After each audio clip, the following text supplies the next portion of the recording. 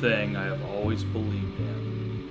No matter what you do it to the best of your ability, no matter how small the task. One of my favorite verses I've tried to live my life by is 1 Corinthians 10:31. Whether therefore you eat or drink or whatsoever you do all to the glory of God.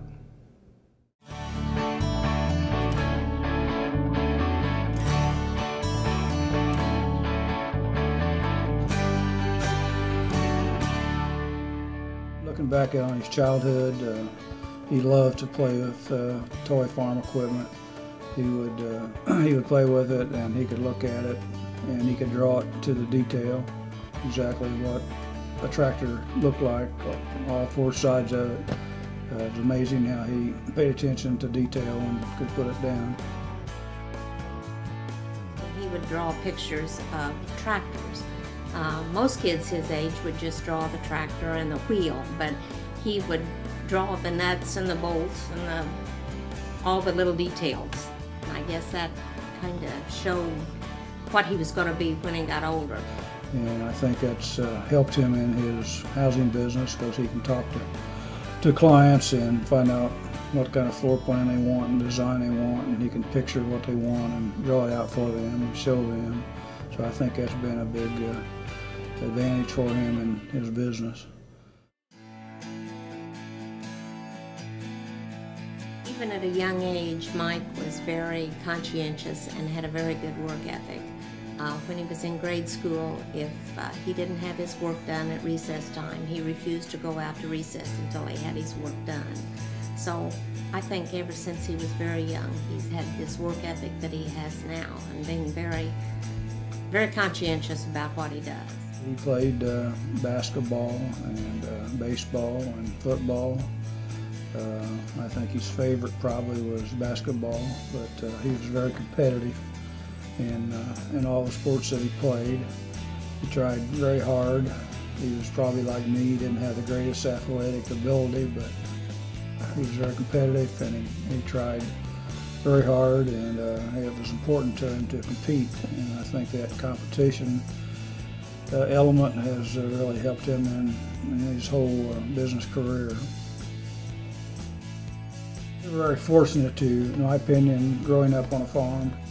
I grew up on a farm also, and Mike and Steve both grew up on a farm, and they developed a work ethic from a very early age, and they pitched in and helped on everything that we were involved in, from raising cattle to raising corn and soybeans and hay, and they worked very hard at everything that they did.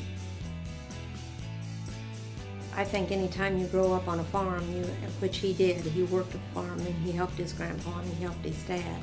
And I think anytime you work on a farm, you gain a good work ethic, and you have work, you've got to get it done. And I think that's carried over into his work ethic nowadays, what he does now.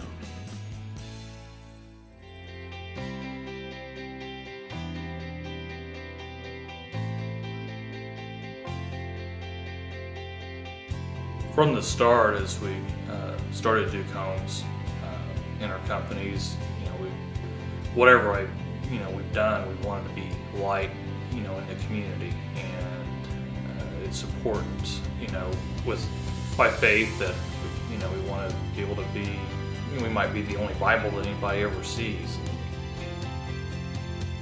We've been really committed to this area here.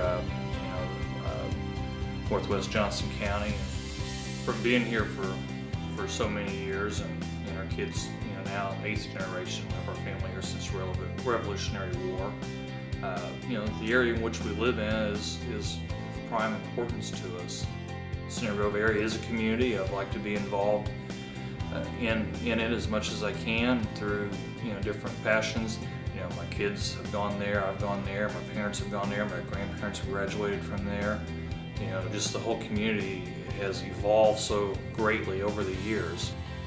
Just have always wanted to be a positive influence and try to help it grow in a way that, that the future generations of our family, love to continue living here in the area. I always go back to the little white house that we first lived in when we were first married.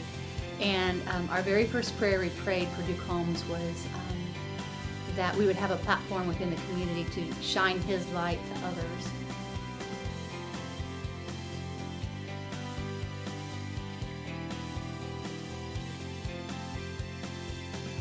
You know, still today, it's just, you know, I just want to be light and do the best, you know, whatever we do, whatever I do, I want to do the best that we can to represent, you know, my family and our God.